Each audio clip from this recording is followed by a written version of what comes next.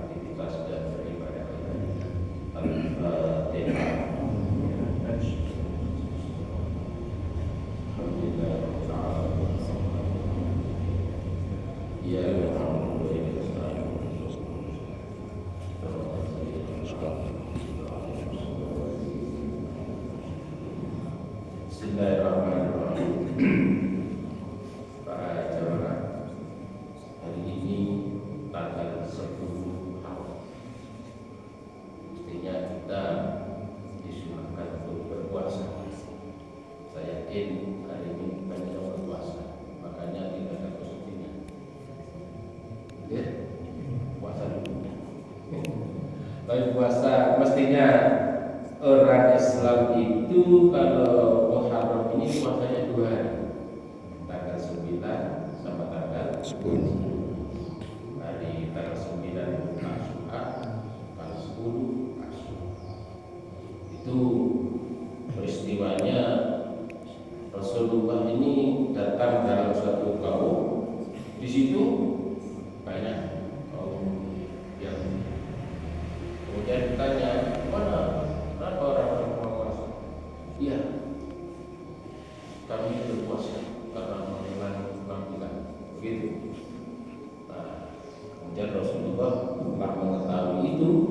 Kalau begitu, kami lebih berhak. Begitu.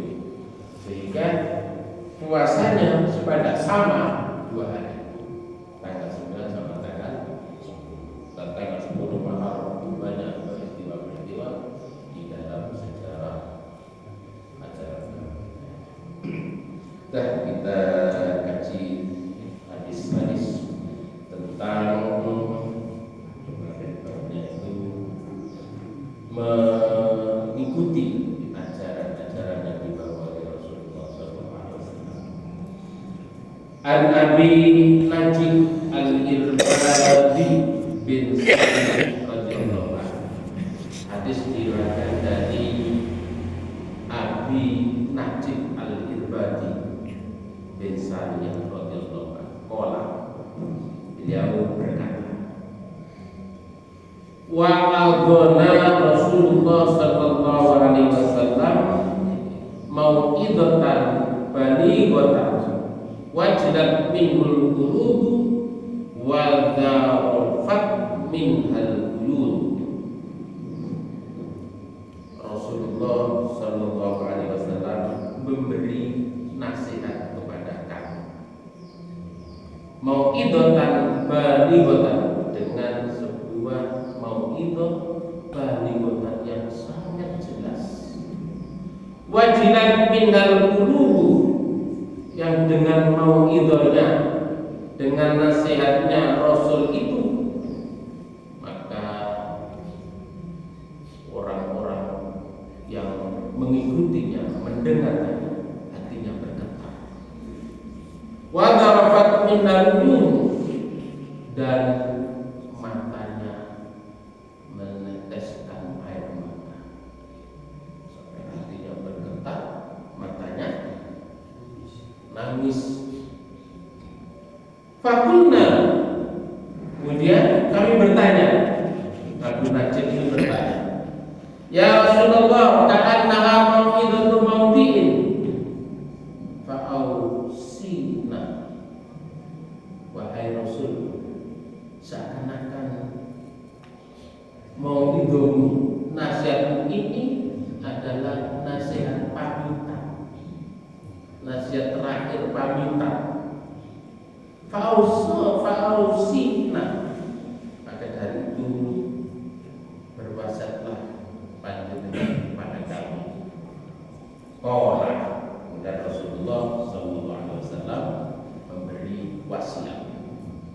usikum bitaqwallah was-sam'i wat-ta'ati wa in ta'ammara 'alaikum abdul habasyun wa innahu may ya'siminkum fasayarun tilafan katsira fa 'alaikum bisunnati wa sunnatil khulafa'ir rasyidin al-mahdiyyin addu 'alaiha bin nawajib wa iyyakum wa muhdatsatil umuri fa inna kulla bid'atin dhalalah rawahu Abu Dawud wa Tirmidzi wa hadisun hasan sahih. Hadisnya hasan sahih. Ini wasiatnya Rasul. Usikum bitaqwallah. Aku berwasiat kepada kalian semuanya untuk selalu bertakwa kepada Allah. Wasami wa ta'ati, dan selalu sami'na wa ata'na. Apa itu? Sami'na wa ata'na, mendengar dan mengikuti. Sebab ada bukan sami'na wa ata'na, tapi sami'na wa asoyna, mendengar tapi tidak mengikuti, mendengar tapi wa asoyna menyalahi. Tapi yang diperintahkan usikum bitaqwallah was-sam'i wat-ta'ah. Di Rasul berwasiat untuk selalu bertakwa dan mendengar. Mendengar ini ya semacam-macam. Mendengar nasihat, mendengar ceramah, mendengar petunjuk, mendengar datangnya wahyu yang hak dibawa oleh Rasul. Tapi tidak hanya mendengar, kita atokna, mengikuti, taat. Dan wa in ta'ammar 'alaikum abdun habasyiyun,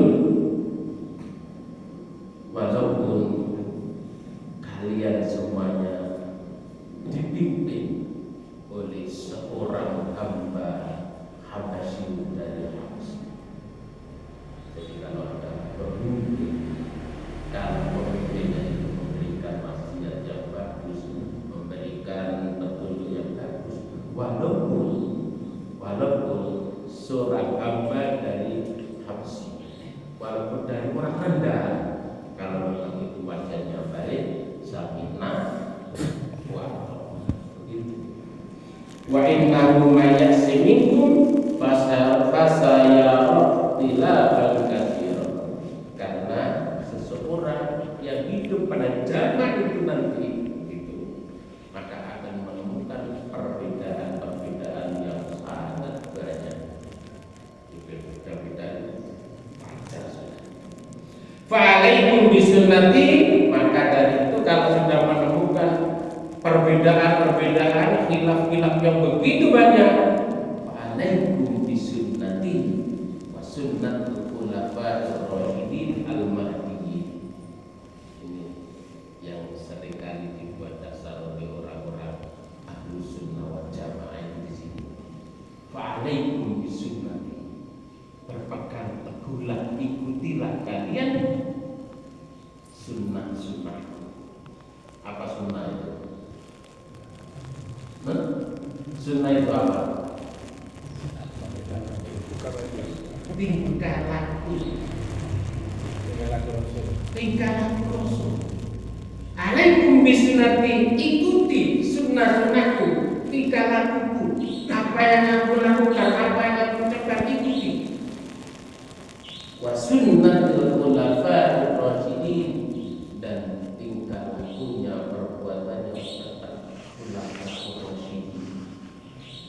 Tidak hanya khulafa'ir rasyidin, tapi al-mahdiyyin. Siapa khulafa'ir rasyidin? Yang terkenal empat: Abu Bakar, Umar, Utsman, Ali. Ikuti Abu Bakar, Umar, Utsman. Ini sudah orang-orang yang sudah dijamin surga. Ikuti. Al-Mahdiin yang lurus, yang mereka itu selalu mendapatkan petunjuk dari Allah.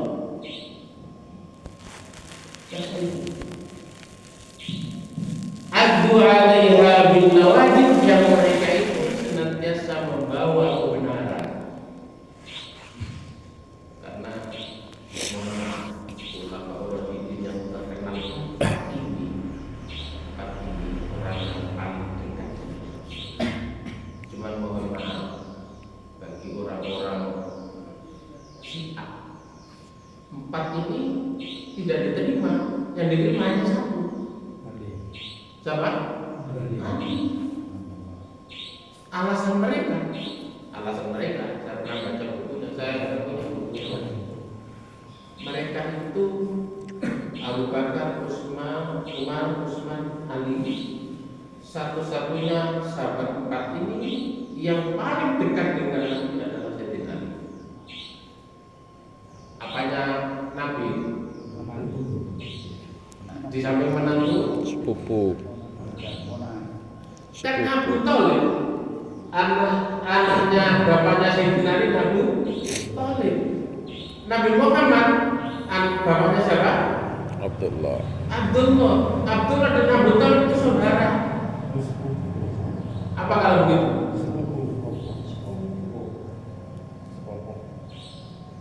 Sepupu. Nah, kemudian diambil menantu oleh Rasul disebutkan dengan Fatimah.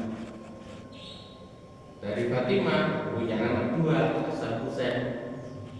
Nah, Hasan Husain ini yang terjadi pembantaian terhadap cucu Rasul 10 Asyura. Begitu di padang Karbala itu dibantai, dipenggal kepalanya, dibuat berbalan di kepala. Ngeri, saya pernah membaca peristiwa Karbala. Itu cucu Rasul. Siapa yang membantai, membunuh siapa? Siapa yang terlibat? Kelompoknya Muawiyah, orang Islam. Nah, makanya kalau orang-orang Syiah, mohon maaf, bulan Muharram 10 Muharram ini Asyura dihormati luar biasa. Nah, ini berikutnya, mohon maaf. Kalau kita tetap Sayyidina Ali orang yang bagus, orang termasuk orang ini. Nah, di antaranya lagi mereka tidak menerima Abu Bakar, Umar, Utsman karena Abu Bakar, Umar, Utsman ini semula tidak Islam. Kan begitu. Tapi Sayyidina Ali mulai menjadi tidak Islam. Tapi ya memang waktu itu kan belum Islam baru dibawa oleh Rasul ketika Rasulullah berumur berapa? Menerima wahyu pertama umur berapa? Umur 40 baru menerima wahyu, dan itu pengangkatan pertama kali jadi Rasul di situ. Kalau menikah dengan Khadijah umur berapa? 25 kan? 25 sampai 40 berapa tahun? 15 tahun. Kalau Khadijah itu perempuan alim. Yang namanya pamannya Waroko itu seorang ulama Nasrani yang alim. Nah, mengetahui peristiwanya menikah dengan Rasul, dengan Nabi Muhammad itu kemudian lama menunggu, padahal sudah tahu tanda-tandanya kalau Muhammad ini akan menjadi Rasul. Tapi lamanya 15 tahun. Nah, kembali ke sini. Jadi kita diperintahkan untuk mengikuti sunnah Rasulullah. Kalau di dalam sunnah Rasulullah dulu belum ada, tidak ada, ikuti Khulafaur Rasyidin yang 4 ini. Walaupun kalaupun ada khalifah Nabi 10 orang yang dijamin surga itu ada 10. Nah yang Khulafaur Rasyidin itu banyak lagi. Yang terkenal ini kan 4 ini Khulafaur Rasyidin. Abu Bakar, mestinya namanya 4 orang ini awalnya Ain semua mestinya. Abu Bakar ini tidak asli, nama aslinya Abdullah, Ain, Umar, Utsman. Kemudian Abu Bakar dipanggil terkenalnya Abu Bakar, tapi nama aslinya Abdullah.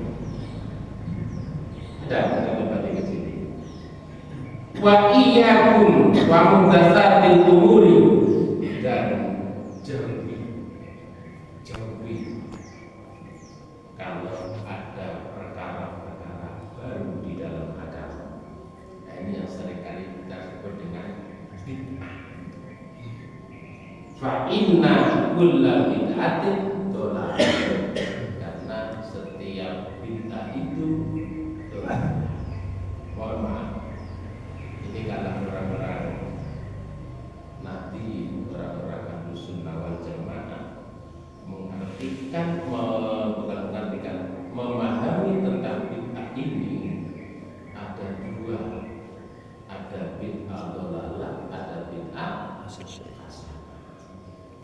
Karena dari perkataannya Sayyidina Umar sendiri ketika peristiwanya sholat tarawih. Sholat tarawih itu kan tidak dicontohkan oleh Rasul secara langsung, tidak ada. Bahkan Rasul ketika Ramadan itu hanya 3 hari keluar untuk sholat. Waktu itu bukan sholat tarawih, ya mulai begitu. Kemudian setelah itu Rasul tidak keluar. Bahkan begitu pagi setelah subuh ditanya oleh para sahabat, ya Rasul, kenapa panjenengan tidak keluar untuk qiyamul lail? Apa jawabannya? Rasulullah menjawab, iya, saya khawatir jangan-jangan kalau pas itu dilakukan setiap hari menjadi diwajibkan. Jika diwajibkan berat tambah. Itu jawaban Rasul.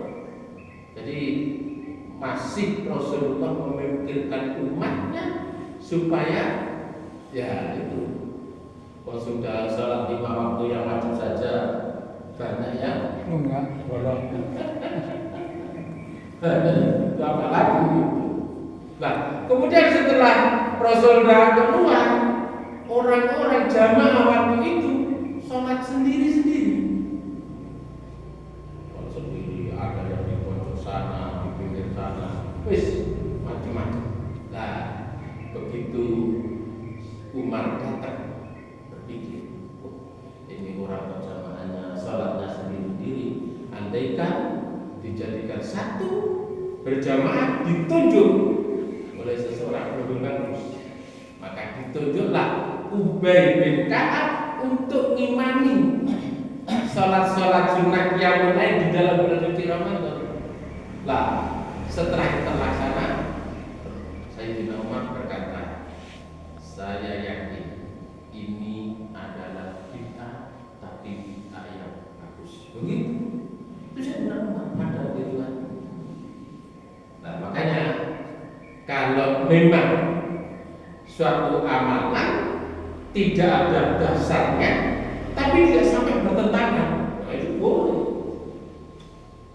Paham ya? Paham ini? Tidak ada dasarnya, tidak ada contohnya dari Rasul, tapi tidak bertentangan. Yes, contoh zakat fitrah. Zakat fitrah kita pakai apa? Beras kan? Beras, uang. Ketika Rasulullah pakai apa? Kurma. Itu zakat. Rasulullah waktu itu gak ada beras, dan tidak mencontohkan beras. Yang dicontohkan oleh Rasul, oh gandum ada, tapi sana tidak ada. Nah, ini ulama menyampaikan Oh, karena di sana tidak ada beras, makanannya pokok bukan nasi, makanan itu. Maka para ulama itu di daerah, di negara yang makanan pokoknya itu apa? Itu yang harus dikeluarkan sebagai zakat. Umpamanya di Papua sana makanan pokoknya apa? Begitu. Ini satu contoh saja. Jadi kita kembali ke sini, kita diajarkan kalau terjadi perbedaan macam-macam tadi itu, maka disuruh kembali kepada sunnah Rasul dan sunnah Khulafaur Rasyidin. Kan begitu. Nah, kemudian zamannya Rasul dengan kita sekarang ini sangat jauh, sangat jauh. Iya, kalau zamannya Rasul ada permasalahan langsung tanya kepada Rasul, selesai. Zamannya para sahabat, masih ada para sahabat orang yang dekat dengan Rasul, kita tanya, selesai. Lah, kita tahu. Makanya yang selanjutnya begini, inilah para ulama yang membawa. Dan kita yakin, mohon maaf, para ulama itu yang sudah dipertanggungjawabkan keilmuannya, itu semuanya ada sanadnya. Ngerti sanad apa? Sanad itu nyambung, sambungan inilah. Jadi misalkan seorang ini belajar dari gurunya dari gurunya, ini namanya sanad. Sanadun, sanad. Lah, agama itu harus wajib ada sanadnya. Kalau agama tidak pakai sanad, rusak. Pasti orang mengatakan, oh ini agama jalan begini. Tapi kalau ada sanadnya, ditelusuri.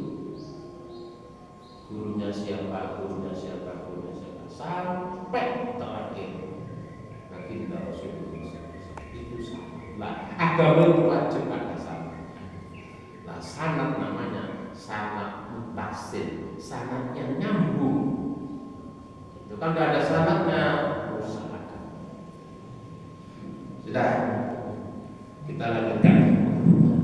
An Abi Hurairah radhiyallahu anhu, hadis diriwayatkan dari Abu Hurairah radhiyallahu anhu, anna Rasulullah, sesungguhnya Rasulullah sallallahu alaihi wasallam qala, bersabda, Rasul bersabda, kullu ummati yadkhuluna al-jannah illa man aba. Ini luar biasa. Kullu ummati, setiap umatku, seluruh umatku, umat Rasul, yadkhuluna al-jannata, pasti masuk surga. Enak kan? Ini tanda Rasul itu. Setiap umatku semuanya masuk surga. Allahumma amin. Tapi ada lanjutannya, illa man aba, kecuali orang yang tidak mau. Paham? Semua umat Rasulullah Muhammad pasti masuk surga, kecuali yang tidak mau. Kemudian ditanya, kila wa man ya'ba ya Rasulullah, siapa orang yang tidak mau itu? Kira-kira siapa? Ternyata jawaban Rasulullah secara diplomasi jawabannya, qala man ata'ani dakhala al-jannah wa man asani faqad aba. Rawahu Bukhari. Hadisnya sahih. Man ata'ani, barang siapa yang taat mengikuti aku. Taat itu kan mengikuti. Barang siapa yang mengikuti aku, dakhala al-jannah, dia akan masuk. Tapi waman asoni faqad menyalahi aku. Bermaksiat itu kan, asoni itu kan bermaksiat, menyalahi aku. Gitu? Fakot apa? Maka dia orang yang tidak mau. Tadi kan tanya, siapa yang tidak mau masuk surga? Jawabannya Rasul, man atau ani dakhalal jannah wa man asani faqad aba. Barang siapa yang taat mengikuti ajaranku masuk surga. Tapi barang siapa yang menyalahi dan tidak mau mengikuti, dialah orang yang tidak mau masuk. Kan gampang ini. Itu luar biasa. Hadisnya sahih. Makanya ayo bareng-bareng apa yang diajarkan oleh baginda Rasul, walaupun kita tidak pernah ketemu Rasul, tidak pernah, sangat jauh. Makanya ada hadis, saya itu menemukan membaca kitab kecil punya kitab kecil tentang isinya hadis-hadis Nabi, tipis kitabnya. Namanya kitab Al-Mawa'idul Usburiyah, dikenal kitab Usburiyah itu kalau ngaji-ngaji dulu. Al-Mawa'idul Usburiyah itu, Al-Mawa'idul itu mau itu nasihat-nasihat. Al-Usburiyah itu nama manuk paling kecil, manuk kedik ya. Jawanya ring. Tapi Al-Mawa'idul Usburiyah akan diterjemahkan nasihat mau yang simpel kecil. Nah, di situ disebutkan. Rasulullah melontarkan sebuah pernyataan kepada para sahabatnya, baik para sahabat semuanya, imannya siapa yang paling dikagumi oleh Allah? Kira-kira jawabannya siapa? Para sahabat juga pernyataan itu. Imannya siapa di antara kalian ini? Imannya siapa yang paling dikagumi oleh Allah? Dijawab, imannya para malaikat. Tapi Rasulullah tinggal jawaban, bukan. Malaikat itu beriman kepada Allah wajar, karena para malaikat itu orang yang paling dekat dengan Allah, wajar, dan tidak pernah berbuat maksiat kan? Tidak pernah.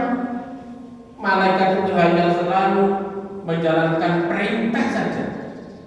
Perintahnya ini, dia ini juga tidak pernah bermaksiat. Bukan. Imannya malaikat tidak dikagumi oleh Allah. Kemudian siapa? Nah, kemudian para sahabat menjawab, imannya para nabi.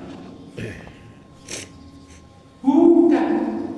Kalau nabi beriman wajar, karena nabi itu menerima wahyu, langsung ditunjuk, dipilih oleh Allah, wajar. Kemudian mereka menjawab lagi, kalau begitu imannya para sahabat.